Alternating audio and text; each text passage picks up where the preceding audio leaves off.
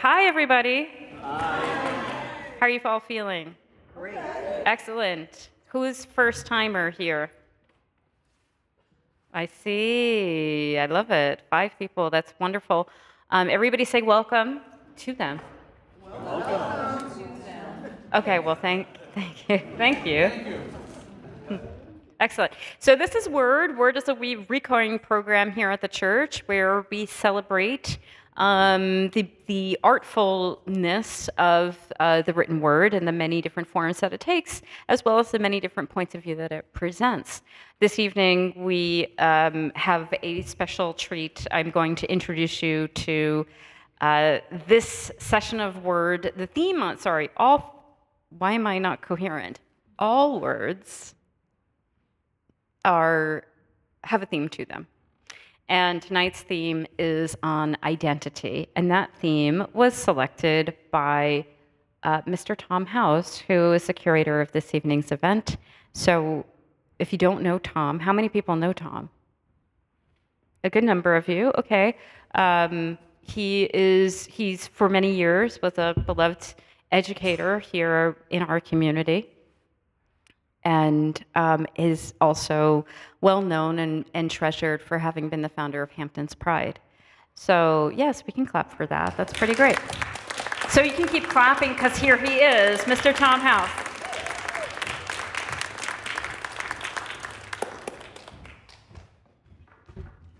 Good evening, and thank you all so much for coming, for braving this nasty weather. I know a lot of the people here, and it's so delightful to see you. We have some really nice people here. So thank you so much. Thank you, Sherry. Thank you to the church.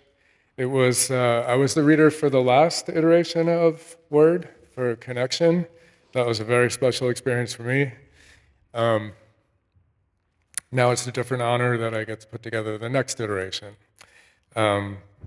identity. So let's start with the simple questions. Who am I? Who are you? Who are we?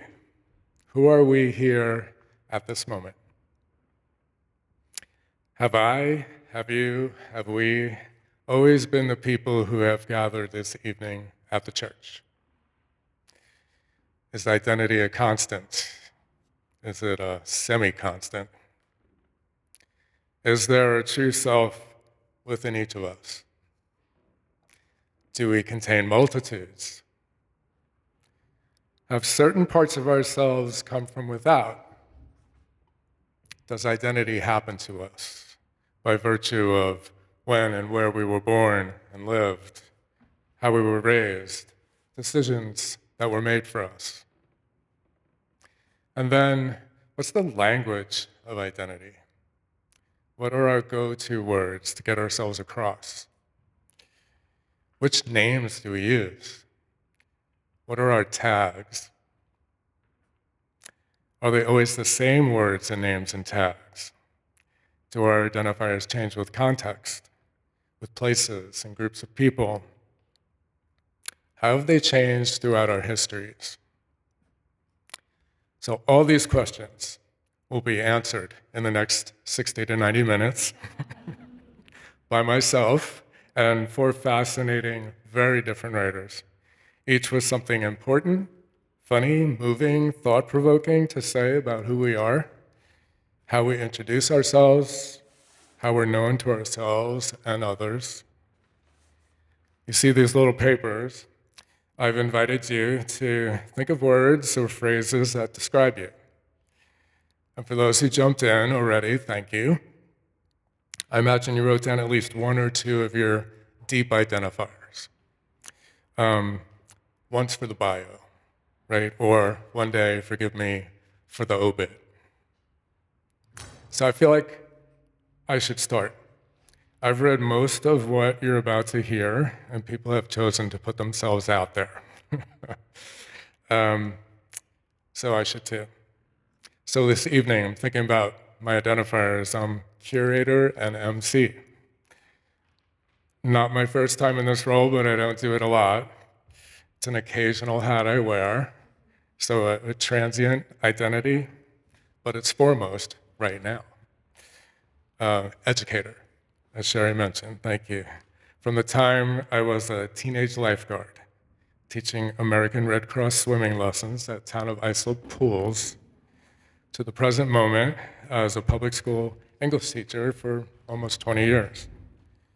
But swimmer, lifeguard, those identities, once very strong, long gone, for the safety of all, decidedly former identities.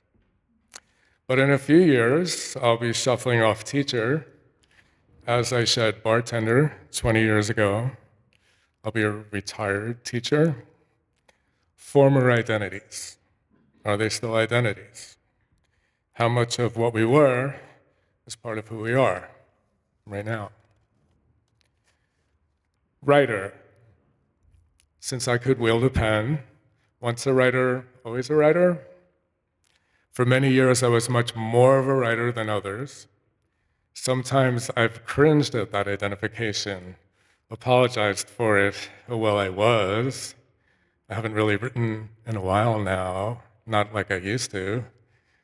Other times, oh yes, this is me. This is my very soul forever. Gay man, but really, since I was a boy. For me, sexual orientation is very much identity. But this one, long, fraught first chapters, once hidden, a source of social and physical danger, of deeply internalized shame. As the years went on, as my world changed, that identifier came increasingly forward in all of my circles, and I moved more easily with it, and finally, at one with it. Other deep ones: animal lover, cat dad, vegetarian, spiritual agnostic, pride organizer, that's a new one. Wouldn't have seen that coming years ago. So that's some of me, putting myself out there a little bit. We'll endeavor to incorporate some of your identifiers later on in the program that you write down, anonymously if you prefer, but you're free, of course, to identify yourselves if the Spirit moves you. We also, time permitting, will open up for a Q&A afterwards with the readers. You're in for a real treat tonight. I've read most of what's coming, and it's really good. So now let me introduce our first reader, who in turn has something very interesting to say about introduction. Lora Renee Tucker, Brooklyn born and educated. Lora is a poet, activist, and essayist. With over 40 years advocating for racial and social justice, she has taught graduate-level classes in diversity, racism, oppression, and privilege. Known as the therapeutic poet, she creates workshops in poetry therapy and conducts professional mental health seminars and racial justice workshops. She has been featured in venues such as the Right America podcast, WRITE, the East Hampton Star, Kenneo's Bookstore, the Knitting Factory, the Southampton Review, and Brooklyn Poets. She's blogged for Pause Online Magazine and Harlem World. Currently earning an MFA in creative writing at Stony Brook University, Southampton. Lora's thesis is on her search for her father's patriotic contributions as a Tuskegee Airman. Currently, she is the poetry editor for African Voices Literary Magazine, is conducting workshops for Stony Brook Southampton Hospital's Wellness Center, and is performing in the Vagina Monologues for Hope and Resilience Long Island on the East End. Please welcome Lora Tucker.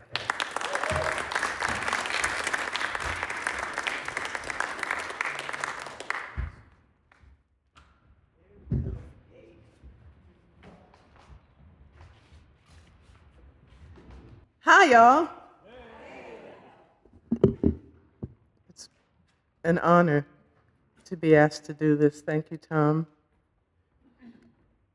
I appreciate the church and what it's doing. But now I'm going to give you a little, really? And now I'm going to give you a little identity backstory. I got to tell you that identity has always been important to me. It has been important to me growing up as an American of African descent. I grew up being either the only, the few, or the other. Throughout my development as a Black woman, my identity has been plastered over me by people who don't look like me and don't really care about me, and ones who do look like me and don't really care about me.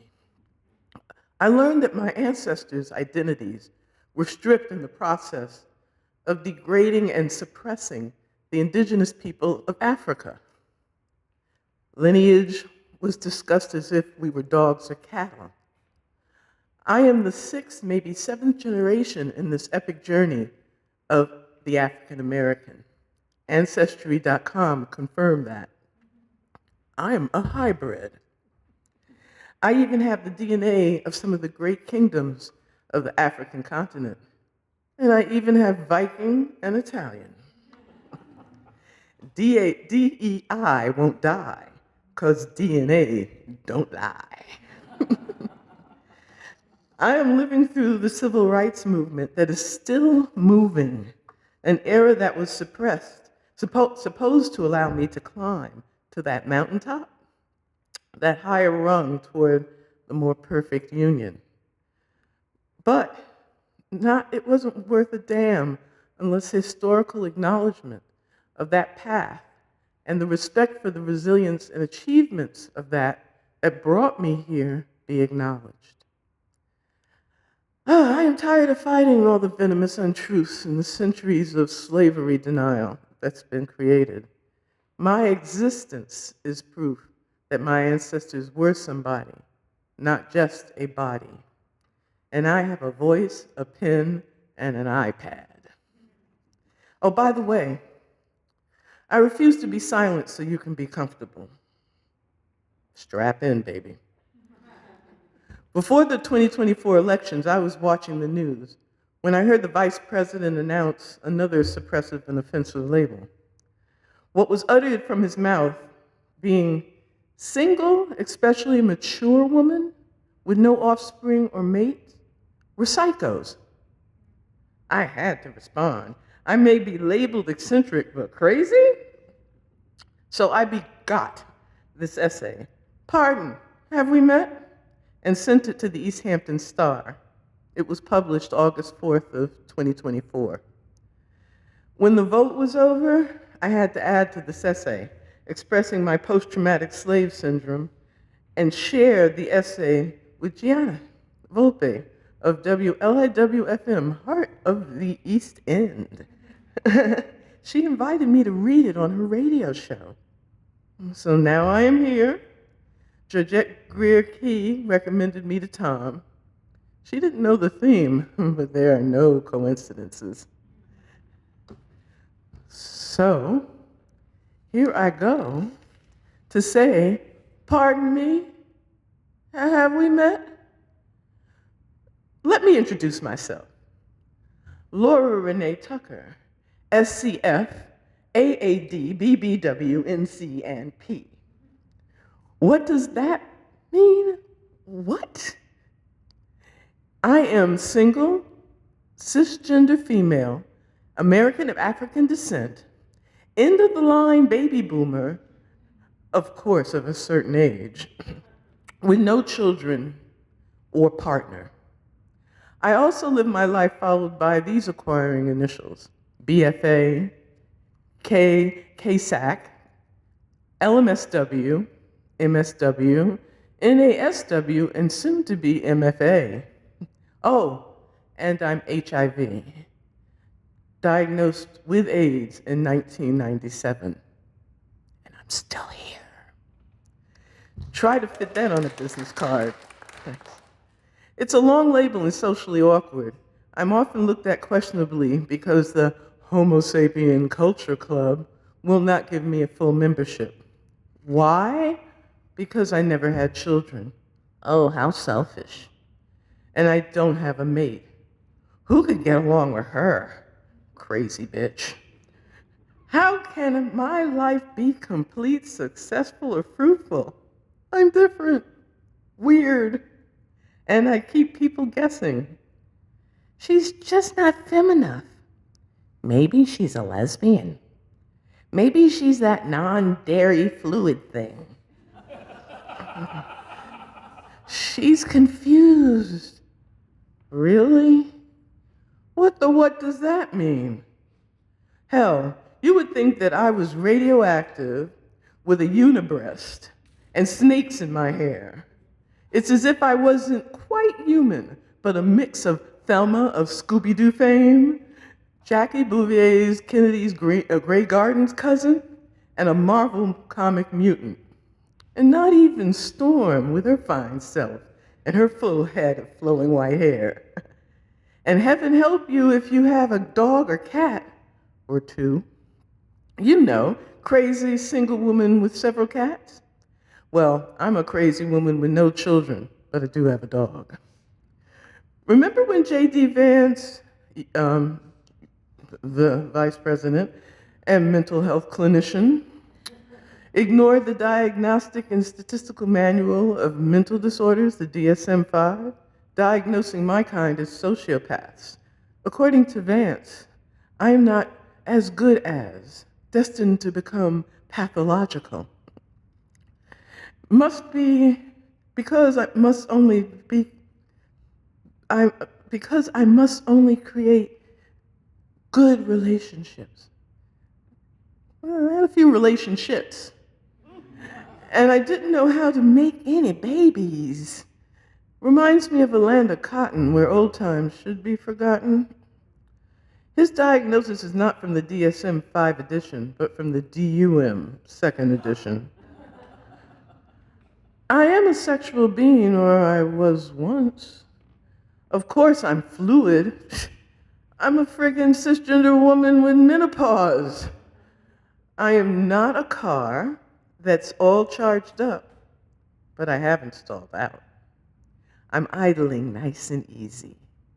My identity is cisgender female, but I have been flattered when a couple of my friends thought me attractive, and I have had my share of girly crushes.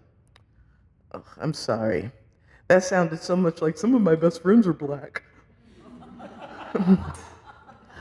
I never acted on their passes because I was a clueless, straight, cisgender woman. Ain't nothing like it. As for men, I just didn't win in the couples game, even though I read rules on the box top.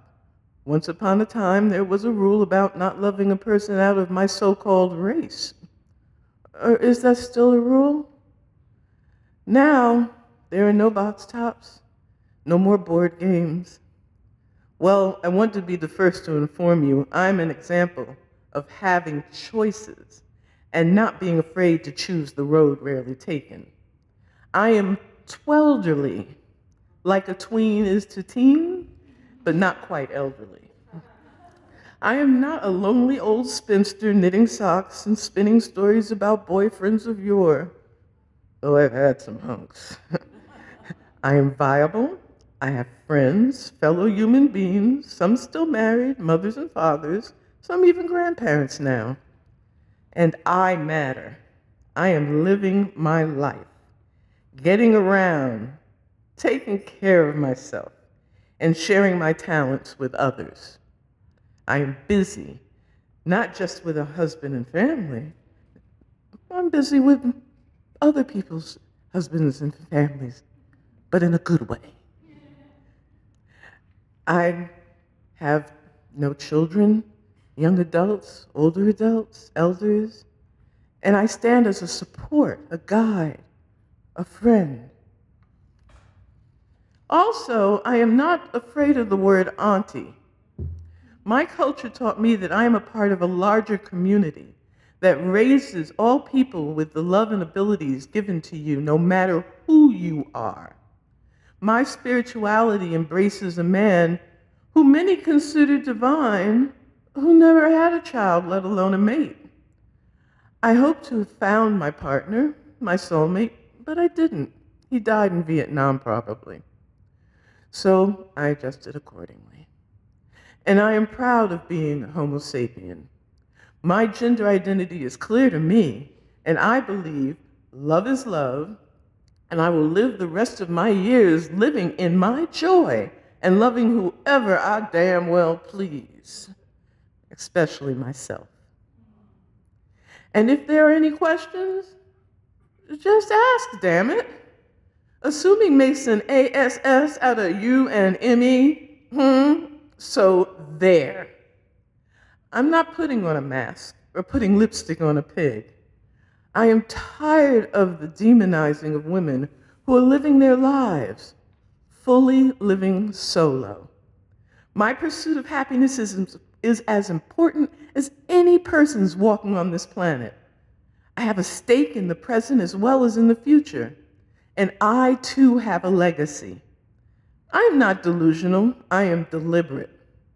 This is my journey from my vantage point, which hasn't been easy, but it's been quite interesting. Oh, by the way, what we need to talk about is growing old. That's not for the faint of heart. I can vouch for that. I have done my share of complaining about stiffness and aches here and there in the back there. But when the alternative stared me in the face a few years ago, I now appreciate those snap, crackle, and pops, along with the hiccups. So when you get a reprieve to continue with your life, just say thank you. One more thing. If you heard only old when I said growing old, you may find that aging sucks. Sorry. But if you heard the word growing and it didn't scare you, let's talk. You see, people complain about getting old, but I am content growing old and still growing. No, I'm not crazy, quite the contrary. I'll just try to share with you what happened as my eyes aged, and you can make up your own mind. I promise not to preach about anything else. You can figure out where the jigsaw puzzles fit in your puzzle. All I ask is you allow me to fit my own pieces to that puzzle, and that you go to the edge of your knowledge and take one more step. Now, can we get on with it? Thank you.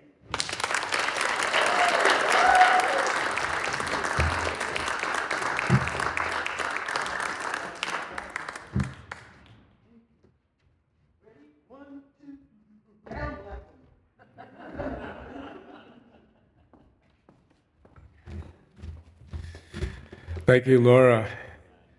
So inspiring and so beautifully read.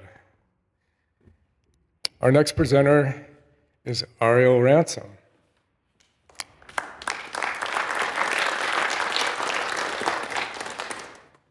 A multidisciplinary artist whose work explores identity, transformation, love, power, and the liminal space between the seen and unseen. Ransom draws from spirituality, mythology, and lived experience to examine what it means to become oneself in a world that resists Black female authenticity and integration. Her poetry and prose often navigates themes of polarity, divinity and desire, softness and strength, devotion and sovereignty, inviting readers into intimate interior landscapes that mirror the human experience. Ransom's work treats language as both ritual and revelation. And I'm going to name Ariel's three identifiers: sovereign, alchemical, devotional. Please welcome Ariel Ransom.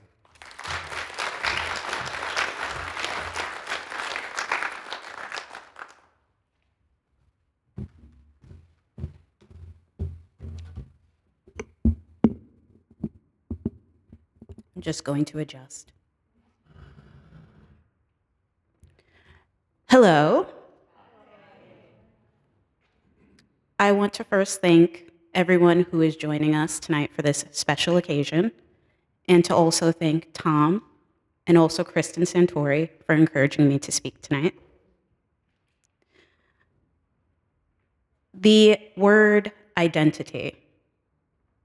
The word makes me think of my journey in this world and how an idea, a simple idea, has the power to influence an entire nation and also steer your life and how you are going to look at the world and how it interacts with you and the people around you. So I ask you this question. Does your identity bind your hands? Does it give you limits? Does your demanding of identity create victimhood, burdening you with the weight of the world? Do you accept the identity that others have manufactured for you? My mentors, Gia and Kendall, have said to me often, if it is not here to serve you, it is here to control you. So I beseech you, as I read my poems, to think, does your identity serve you? Does it allow you to move freely in the world? My first poem is going to be Lilith's Lesson. Serpentine skin, uncoil thyself from the branches, shedding like the lining of the moon, flesh asunder. It was not mother's face, sewn on, bound too tight, nor the empty box where I became weary. Heaven's gate shut in my face. Before my skin, blacker than the cosmos, can twirl back time. Then why? Why is it that my mother and her mother's mother are still swallowing tears that I taste on my tongue? Prodigal daughter, come, shed thine skin. The shadow has no form nor face. I crawl from the cavern, more wicked, fiery as the sun. Thank you.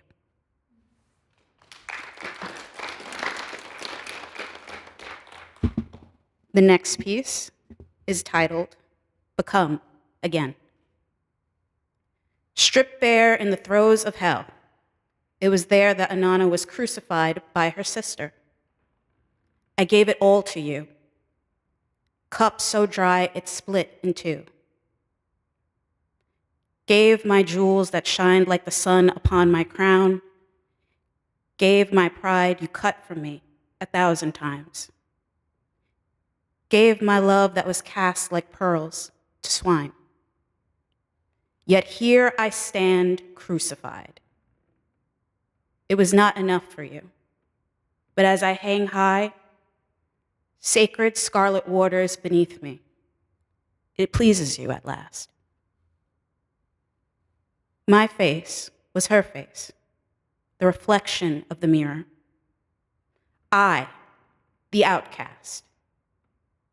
The crime written upon my brow the moment I was fresh from the womb.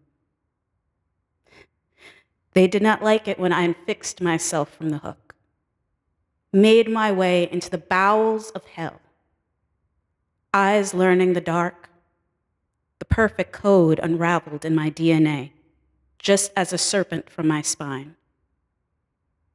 The same eyes as fiery as Medusa's now. How she, the holy night, kissed my brow, bandaged my flesh, and whispered all the secrets the mortal shall never know. They chose not to pick of that tree. You may eat any fruit except this fruit. Genesis tastes sweet on my lips as my stomach is fat with all of the apples I have plucked. But still, I have not died. Oh, they did not like it as I arise from the ash, fire blazing like the light of Apollo upon my wings. The heavens, they are the playground now. no longer bound to the ground where they eat each other below, ravenous and more empty than hell itself. I stay here, within the twixt of the night sky, in the darkness where I belong. Thank you.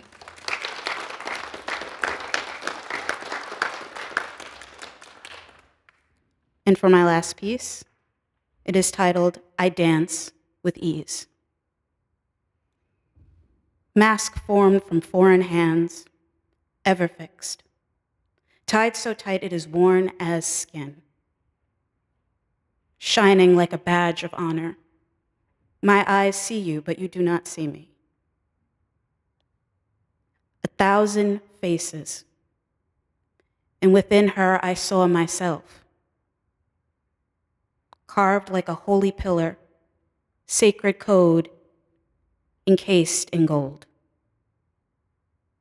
Before they broke the noses off, long before they ever were, and further back beyond time, before they desecrated my temples, took my honey and poisoned my waters.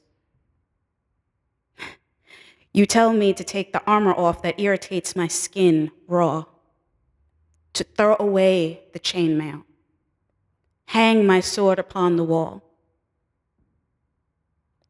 The battlefield, it has molded my bones, forged my spine within Prometheus's great fire, dripped in steel, the finest stolen from the lands of Isengard. What good is peace when I anxiously grip my sword to my breast, awaiting the next battle? Peace. Peace is a dance. She has shown the language whispered by the angels, the sway of the seasons, the chase of the moon in the sun, the elegant sway of the feline, the tango of the bees grinding upon the flower's petals, the twirl of my coils in the wind, who kiss it like a lover saying hello. Or perhaps the way my hips sway when I walk with a song in my head. I fumble as she leads me in the dance, armor shedding like the veils of heaven. Thank you.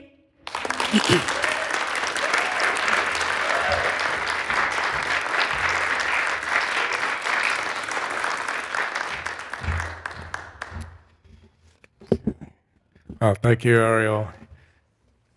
It's like a master class of writing imagery.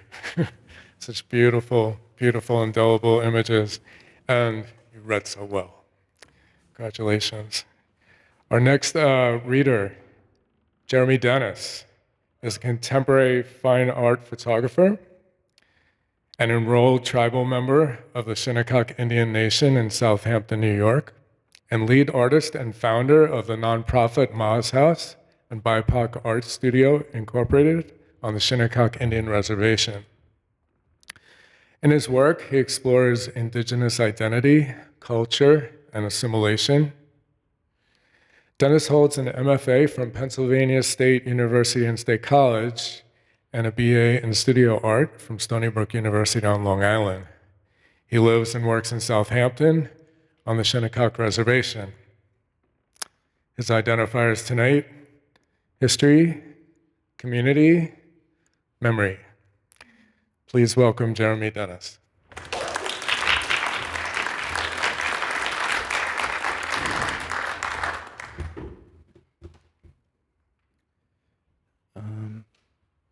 Thank you, Tom, so much for that beautiful introduction. Thank you to the church for having this program. Beautiful to have the arts and culture active this time of year. I'm just going to adjust the mic a little bit. All right, so again, hello everyone. Jeremy is my first name. I'm an artist and photographer. Not really a creative writer, so if you do have to use the restroom, I won't be offended. I'm very proud to call Shinnecock my home. I was raised on Shinnecock territory at the edge of Shinnecock Bay.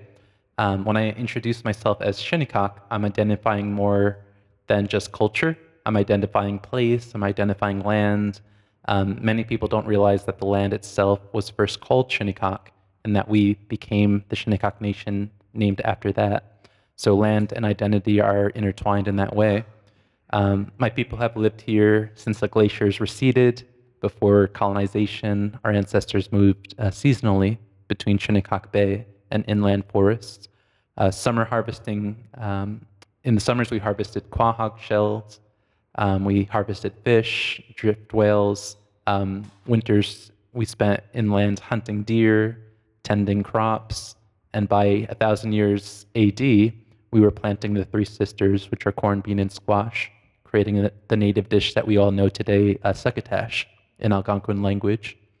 We weren't nomads, we weren't lost, we weren't waiting to be discovered, we were organized, we were maritime workers, we were agriculturalists with governance rooted in kinship and consensus.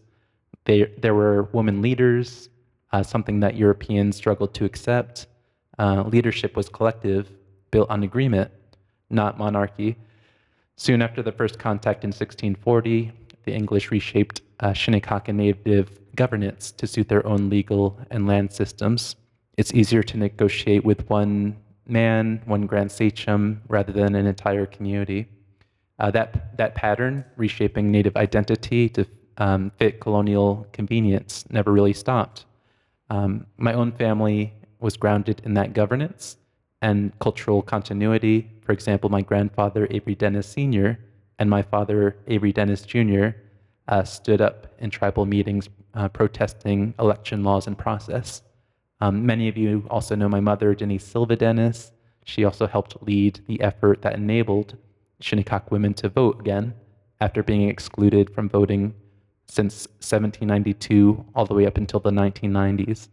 In 2013, 221 years after that first banning of women leadership, we finally elected another woman, one of my first cousins, Nikki Dennis, to serve as the elected official for Shinnecock. Speaking of matriarchs, my grandmother, Loretta, we also call her Ma Silva, also had a vision for our future.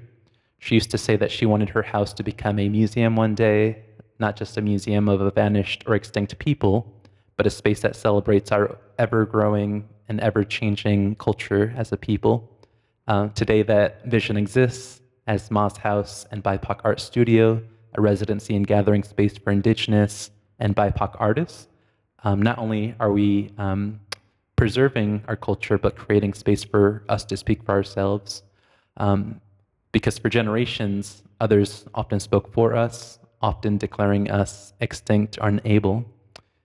Every few decades, there was this myth, this vanishing narrative of the last Shinnecock, the idea that, for example, this major historic point in 1876, when 10 Shinnecock men drowned trying to rescue a ship called the Circassian, the press called them the flower of the tribe, implying that we were finished. Extinction is the thing that unfortunately makes headlines. Continuity doesn't. By the 18th and 19th centuries, Shinnecock men were essential in the whaling industry.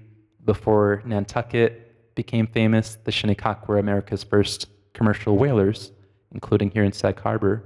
In 1843, a ship called the Panama sailed out of Sag Harbor, crewed entirely by Shinnecock men. Our labors, that was the work that lit the lamps here in America. One of our Shinnecock elders once said, the Shinnecock men helped the white men make money, others didn't, and they paid with their lives. Sometimes we say we survived because we were economically useful. I think our story of survival is much more beautiful than that, but that story still has yet to be told. Survival meant compromise, indentured servitude, domestic labor, farm work, hunting guides, even caddying on land that we know holds ancestral burials. And yet, even though we've contributed to building American prosperity, our identity has always been in question. In 1936, a federal agent declared that we weren't Indian enough, and at that point, we were unable to vote under the Indian Reorganization Act. In the 19th century, again, we were sent off to Indian boarding schools and were discharged days later for the same reason. All this time being told that we're not native enough in the eyes of people who know nothing about our culture and wanting to erase any evidence that they can find. Despite our legitimacy being in question, we've held annual elections continuously since 1792, every first Tuesday in April. More than 230 years of documented governance that continues this sovereignty. And sovereignty is not just symbolic, it's practical. In 1703, Southampton signed what was described as a 1,000-year lease with Shinnecock Nation, and the cost of that lease was 1 ear of corn per year. To us, it secured our right to remain on our land, and in 1859, unfortunately, that agreement was broken in what's often called within the community the Great Shell Game, and thousands of acres of Shinnecock Hills were then taken. Today, 2026, we have the Shinnecock Hills Golf Club sitting on that same land, and it will actually coincidentally host the US Open this June. To me, nothing says America 250 and the 250 anniversary of the Declaration like teeing off on our ancestral land. Sometimes you have to joke to get through some of the traumatic history. Sometimes I joke with my sister Kelly that if the ball lands in the sand traps, it's not because of bad luck, but it's because of that haunted presence. But humor does help because this is an ancient history. Burial grounds were disturbed as recently as 2018. Sacred sites such as Sugarloaf Hill, which you may have seen in the news, is still vulnerable. This is zoning, this is development, it's all happening now. And as America prepares to celebrate this year, 250 years since 1776, I think all about identity.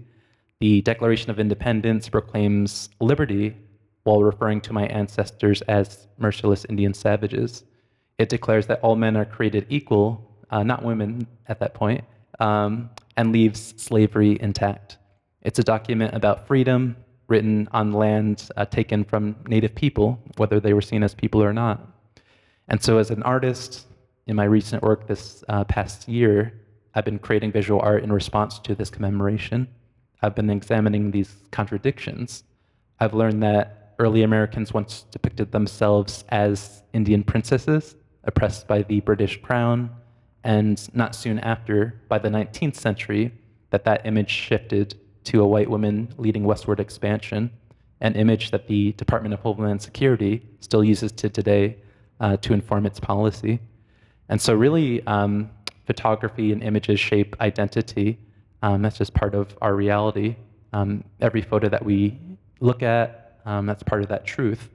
And so as a photographer, I try to expand that definition. I always look at each image wondering who's in it, who's missing, and whose story needs to be told. If you drive across Long Island, you'll see our names everywhere. Shinnecock, Montauk, Patchogue, Setauket, Massapequa, Manhasset, Matinecock. Documented alone, there's over 480 of these place names. And really, indigenous names are embedded in the geography, even while erased from the narrative.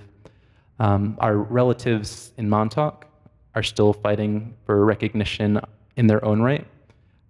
This year, unfortunately, they've been vetoed 6 times in a row by the governor's office.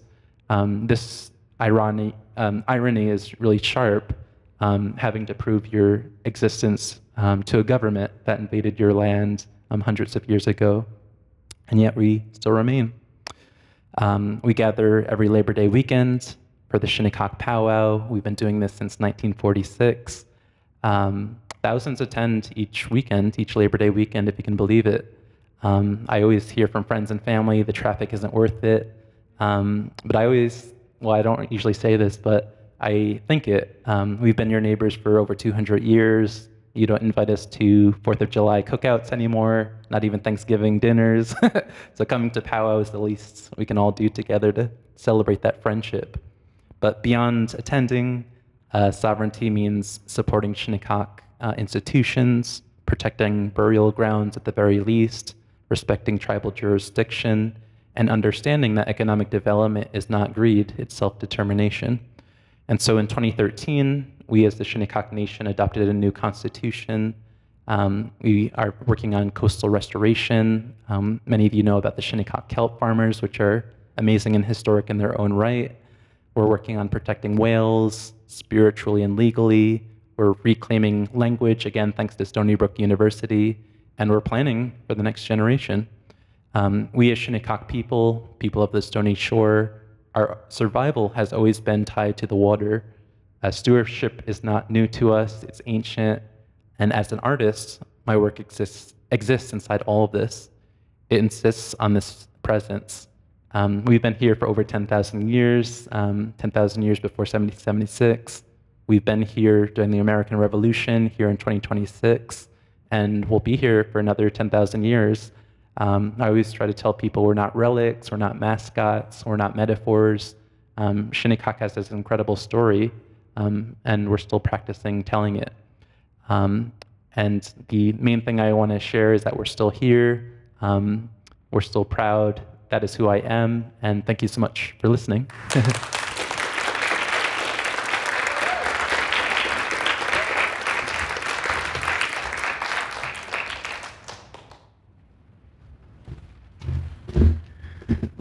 That was terrific, Jeremy. Thank you so much. I noticed no one went to the bathroom. Everybody wanted to hear what you had to say. And I want to introduce our last speaker of the day, Christine Sampson. Identifies as female, queer, overthinker, overachiever, and journalist. Her award-winning work spans both print and broadcast formats. She writes personal essays on her website, csampsonwrites.com, and she has written 3 full-length novels, one of which is slated for self-publishing this fall. In a past life, she was a professional dancer and an editor of 2 peer-reviewed scientific journals, Physics of Fluids and Physics of Plasma. A Montauk summer kid in her youth, she has been a full-time resident of the South Fork for 11 years now and serves as Director of Community Engagement at LTV Studios. After covering the rebuilding and rebirth of the church as a journalist for the Sag Harbor Express between 2017 and 2019, she is thrilled to be presenting her work here today.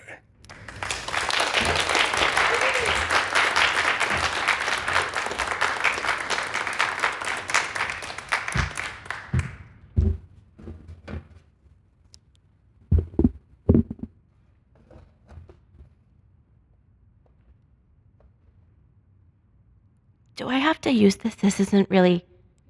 Okay. Thank you.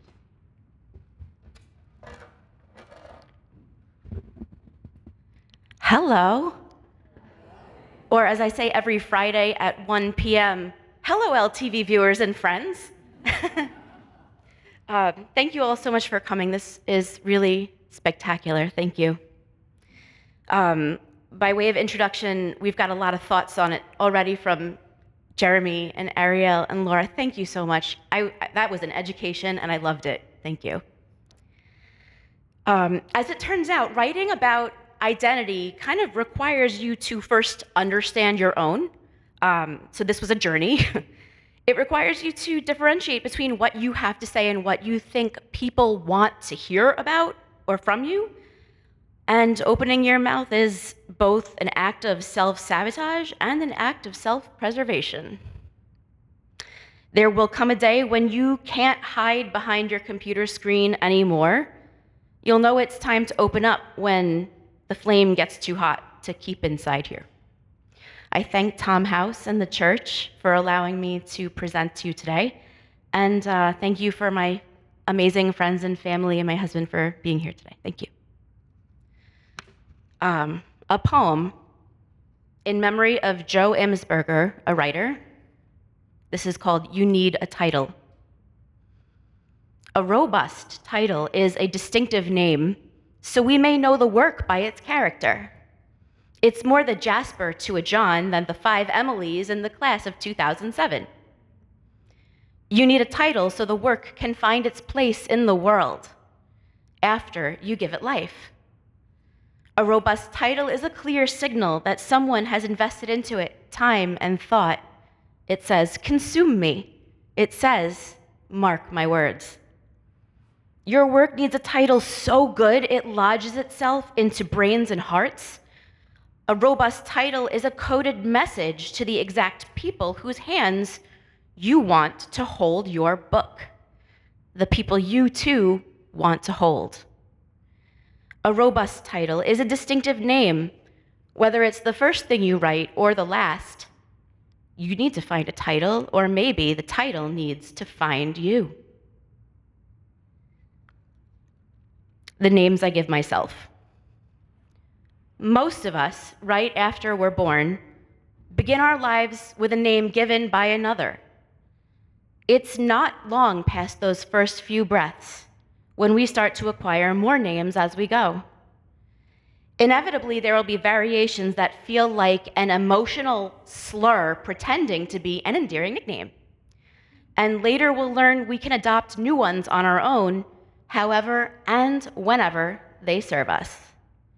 Every name is a way for us to identify somebody and for somebody around us to identify us.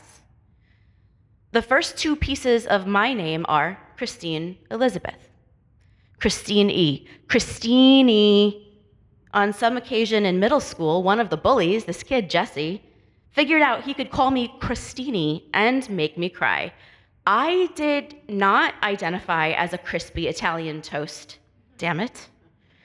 At the time, I was more like a soft dumpling filled with feelings and hormones. And this was the first time I ever felt the desire to change my name. Growing up in the 1990s meant I could watch first-run episodes of Star Trek, Deep Space Nine, and Voyager on television. Live long and prosper. The simultaneous identities of sci-fi fan and teenager meant that when I got my first computer and figured out what a listserv was, I immediately joined a Star Trek fan fiction community where everyone was an officer aboard a starship, and the action unfolded not in sequences of 3D graphics, but rather written dialogue and descriptions of action. My character was a science officer named Lieutenant Christina Lee. I added an A to my first name because I thought it was exotic. I have no idea where Lee came from. But it worked because it rolled off my tongue in a pleasing way. And these interactions led me to discover an identity that I still wear today: fiction writer. Naming someone, a child, a pet, a character in a book, is a special moment. Whether this entity lives in one of my manuscripts or is an actual person, or is a night elf wizard in the online role-playing game I was totally addicted to in my 20s. These names are always a reflection of myself. Our names are a reflection of who our parents were in the moments after we were born. Mine really liked tennis, so I'm actually named after Chris Everett. After high school, I was finally presented with a natural opportunity to update my identity. In and beyond college, there would be a world of new people to meet, and when I met them, I began introducing myself not as Christine, but as Chrissy. I got an eyebrow piercing and a short haircut and a leather jacket that told everybody that was looking that I was fierce and independent and do not get in my way. What we call each other says a lot about the context of how we've known each other and how our relationship has unfolded. 20 years later, most of my high school friends still call me Christine, and that rebrand taught me one thing. You may try to change what people call you, but it'll be a lot harder to change their understanding of you after you've moved on from the place you once called home. Let's talk about the ways that these two words, identity and home, are related. As Tom said, I've been a full-time East Ender now for 11 years. At first, it was kind of thrilling to live in the place where I vacationed as a kid, and then kind of joyful to learn that Levittown shared at least one historical commonality with parts of the South Fork, It was once 4,000 acres of potato farm. That was well before the cookie-cutter Levitt houses were bought and built by people who elected leaders that banned books. In 1976, while the rest of the country was celebrating the US bicentennial, one school district in Levittown was removing controversial titles from the high school library, but students sued their school. There was hope for the future, even though they were baby boomers now. The resulting lawsuit went all the way to the United States Supreme Court. You can look it up. It's called Island Trees School District versus Pico. It was decided, though not unanimously, in favor of the plaintiffs who wanted the books to return for their shelves. Give a round of applause for that. The Supreme Court did something good. The 2005 American Community Survey concluded Levittown was still 74% white. 20 years later, 66%. It's in this place I would actually be dubbed a local, even if I didn't want to be associated with the culture of in-your-face whiteness. A place like that will not change on its own. The people living there must make it happen. But they have to want it first. And just because we were born into that doesn't mean we have to stay there. When I finally left the comfortably ignorant confines of 1990s Levittown, I was unprepared for the world outside. Being the book-smart valedictorian of my high school class meant absolutely nothing when years later I said something accidentally very offensive to a Black friend, and that is a mistake I made only once, and it is one I spent the next 20 years learning from and continue to do. Evolution is possible. You just have to be open to learning new things. As they sang in Minneapolis, it's okay to change your mind, right? I didn't get the notes right, but the words. Some identities we cultivate, but some are inseparable from the truth of who we are. For instance, I'm not straight, but I realize I present that way, so I don't feel the same brunt of bigotry that others often do. The word queer lived in the back of my brain for years. It lingered on the tip of my tongue, waiting for me to say it out loud, and waiting for me to realize the word pansexual matches the description and my definition of how I go about loving people around me. If in my adolescent years you swapped my Mariah Carey cassette tapes for Chappell Roan, there is a legitimate chance I would not be married to a man today. But in 1997, the year Chappell Roan was born, Mariah Carey was on her 6th album release, and catchy melodies with unapologetically decadent queer affirmative music videos were still a long way off. This is not to throw shade at Miss Mimi because she's been through a lot. But I will say this with credit to the Midwest Princess and to the social skellies on Route 114, right? Honk if you think we need a femininomenon. Until I figured out my queerness, I missed the signs. The subtle indicators like the feeling I got while watching the NCAA women's playoffs. Or more direct ones like the thrill of holding hands under the table with the girl whom I came to hear sing French love songs at a Lower East Side lounge.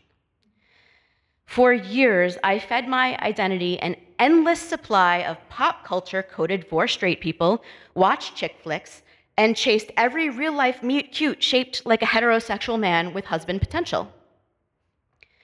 Raise your hand if you've ever caught yourself trying on new personality traits like you're in the dressing room of a TJ Maxx after Christmas. That's kind of how I spent my 20s. If you saw me back then, you might have judged me for my ultra low-rise jeans and going out tops with asymmetrical shoulders. You'd definitely judge me if you knew I once made out with a stranger I'd met on a late-night E-train going from Manhattan to Queens. I didn't even know his last name. Thank goddess I've evolved. I know at least a little more about myself than did the 29-year-old Chrissy/Christine who jumped out of an airplane while strapped to a skydiving instructor wearing the parachute that would allow us both to live at least until the end of the fall. The second bravest thing I've ever done, and this is not in chronological order, obviously, was major in journalism in college. And in 1999, Hofstra didn't teach courses on how to stay sane and safe while your country starts to resemble and repeat 1930s Germany. My college mentor for 3 years was the Pulitzer-winning investigative journalist Bob Greene, who told me never to register as a member of a political party. I followed his advice, which has served me well as a journalist, but not as a human. So in this protected but risky act of free speech against a climate of political upheaval nationally, today I am verbally registering as a democratic socialist, with apologies to Professor Greene. This is the new bravest thing I've ever done. I showed up at Riverhead Town Hall a few weeks ago for an anti-ICE demonstration. I was there as a journalist with a press ID card hanging from my neck. There had to be around 200 people, most with protest signs or purple pom-poms or other symbols of support. And it was thrilling to be there. It filled my cup with the kind of hope I had not tasted since the Women's March on Washington in 2017, as activists with megaphones led chants of "fuck ICE" or "ICE out now," right? I whispered along even though I wanted to shout it till I lost my voice. And now I've realized that if I didn't find a way to unleash the rage I've been bottling up, it will kill me. It won't matter how carefully I have cultivated my reputation in the media landscape. My ability to walk among Democrats and Republicans alike is professionally valuable but emotionally draining. OMG. Where does the social justice warrior start and the journalist identity end? Can both exist in the same body? I am convinced that they can and should, because the very act of choosing the types of stories I write is a quiet form of activism. The Russian-American bard Regina Spektor, to whom I shouted, "Marry me, Regina," during a quiet moment at a concert in 2005, advises us that if you never say your name aloud to anyone, they can never, ever call you by it. And I suppose that's the difference between a name and an identity. The former is what we allow people to call us, and the latter solves the problem of how we will be remembered when they say our names after we're gone.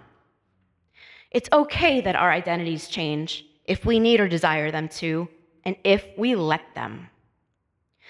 For a long time, I surfed a sine wave on uncertainty mapped out on the cold, unforgiving, non-denominational graph we call life, until I learned to harness who I am and say it out loud right now. I couldn't bend the vector on the chart upwards, but now I know how. And these days, I am so much more deliberate when choosing the names I give myself. Thank you.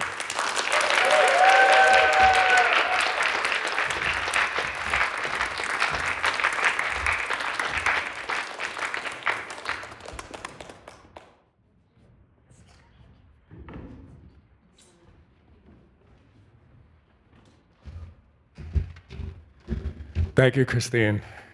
You were awesome. I think everyone was so good tonight. I feel.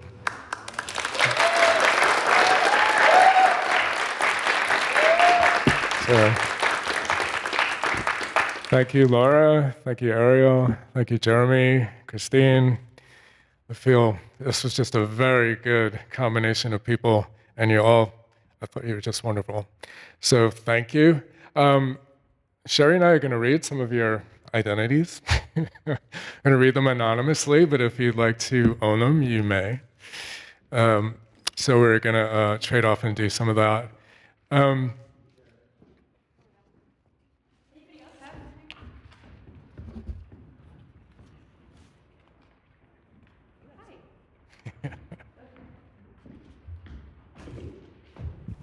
First of all, was that mic on? Hi. Hello? Woody, is that on? Hi? No? Well, oh, wow. Oh. Give it up for Tom House, please. Thank you. Curator of this evening's program. It's always so thrilling. And also, I want to give it up to Kristen Santori, who worked so hard on producing this evening's Thank you, event. Kristen. And she puts a lot of love and soul in all of our programs, and especially our writing programs, which are such a reflection also of her own interests and her own talents. She performed in one of the words. She was also pretty special. So thank you guys both. It's very enriching always to see what a curator does with the opportunity or platform or space that they're given, and to see how your vision unfolds through the shared and also disparate expressions of the writers presented is really wonderful. So thank you so much. And thanks to Ariel and to Lora and Christine and Jeremy. So we have these. We're going to look through and share them with you. We're going to pull up. Take a couple. Yeah. So, what words or phrases best describe you? What identifiers get you across most? Busy, curious, bossy, artist. Wait, bossy artist? I know, bossy, comma, artist. Yeah. Oh, I thought it was one So, word. yeah. Does anybody want to claim Not a that or compound no? noun. Should we? Oh, you want to claim it? Nice, April. Fabulous. I like that. Wait, can we? Sure. Busy, curious, bossy artist. I love it. Okay, amazing. Do you want to add anything to that, or should we keep moving? All right, let's do it. Also, it already says a lot. Okay. Okay, funny, critical, insightful, caring. Anyone want to take ownership of that? No, you don't have to. It's all anonymous. No pressure to All right. So come then, out. otherwise, I'm going to skip it because we can just reflect on how people identify themselves. Yeah. But if you hear yours and you want to say something, raise your hand. Curiosity.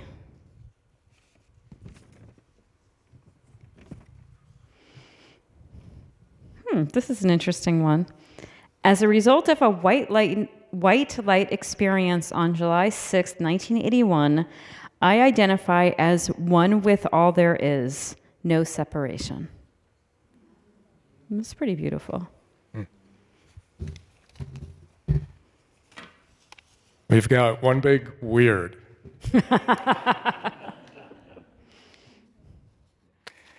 And a little bit of a different take. Whimsical, spiritual, curious, intellectual, peaceful, open-minded, woman. I love how often curious is coming up. Isn't it interesting? Yeah. I'm pretty sure I know who this is. Gay Jewish New Yorker therapist. Don't look. Not looking at you, person. Enthusiast, they also wrote. Very dear to my heart. I know this person too. Maker, partner, dad, grandfather.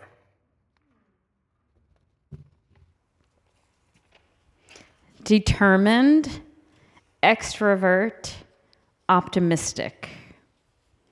And I just want to say that this was not mine, although it could have been. That's really beautiful. Determined, extrovert, optimistic. Nice. A one-word witty. I want to meet this person. Human, connector, inhabitant. That was mine. Nice. Whimsy, creative, love bug. Okay. Got one more. You want to help me with this?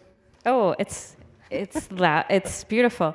Writer, truth seeker, pickleball queen, lefty, California girl.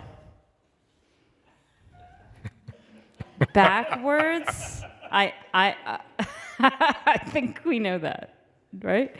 Betsy, backwards seasoned girl, dog lover, friend, wonder, familiar. And also, a nonverbal identity is a beautiful drawing of a butterfly. Love that. Yeah, I love that. This Yes, the California Queen. We appreciate that. Okay. That worked out well. Thank you. That is really beautiful. Thank you, everybody, for contributing and giving us. Yeah. Do we want to? I mean, I think that. How are we doing on time? I think we run a little bit over for the Q&A, unless somebody has a burning question. Otherwise, I have one kind of going out poem. please, Very Tom. short. No. It's not mine. But I'm sorry. Yeah, go ahead. Okay. Yeah. All right. Non-binary, non-violent, to the non-judgmental, loud, loyal, loving, left-handed, lost, liberated, magical, queer, quick, questioning, queen, king, kooky, clairvoyant, brave, butch, bitch, bad. Nice. That was great. And That a was very great. accomplished alliterator. I'm going to hand Sure. the stage over to you. Everybody, Yeah. thanks so much for coming out. And please let's give it up for all of our speakers and once again for Tom House. Thank you. This just struck me the other day. I was like, oh gosh, we got to use this poem.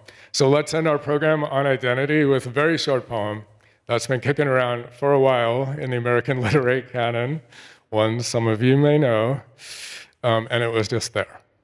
So, I'm nobody. Who are you? Are you nobody too? Then there's a pair of us. Don't tell, they'd banish us, you know. How dreary to be somebody. How public, like a frog. To tell your name the livelong June to an admiring bog. So we call that poet Emily Dickinson. I wonder what she called herself. So that concludes Word Identity. Thank you so much.